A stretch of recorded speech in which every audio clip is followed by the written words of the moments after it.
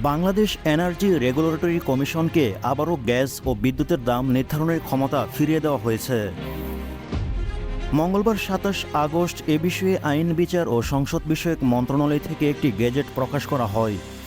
ফলে বিদ্যুৎ ও গ্যাসের দাম সরকার থেকে নির্ধারণ করার যে নিয়ম করা হয়েছিল সেটি বাতিল করা হলো। আইনটি সংশোধন হওয়ায় বিদ্যুৎ ও গ্যাসের দাম আগে যেভাবে বিআরসি নির্ধারণ করত এখন সেভাবে বিআরসির গণশুনানির মাধ্যমে দাম বাড়াতে হবে। গণশুনানি ছাড়া গ্যাস ও বিদ্যুতের দাম বৃদ্ধি করা যাবে না।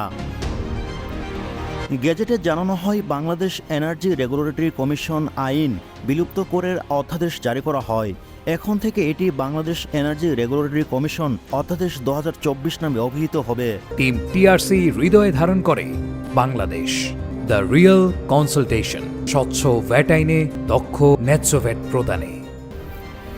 এই আইনে ৩৪-এর ক ধারা অনুযায়ী ট্যারিফ নির্ধারণ, পণ্য নির্ধারণ বা সমন্বয়ের ক্ষমতা সরকারের। এ ধারা বিলুপ্ত হয় গণশুনানি ছাড়া সরকার আর বিদ্যুৎ ও গ্যাসের দাম নির্ধারণ করতে পারবেন না।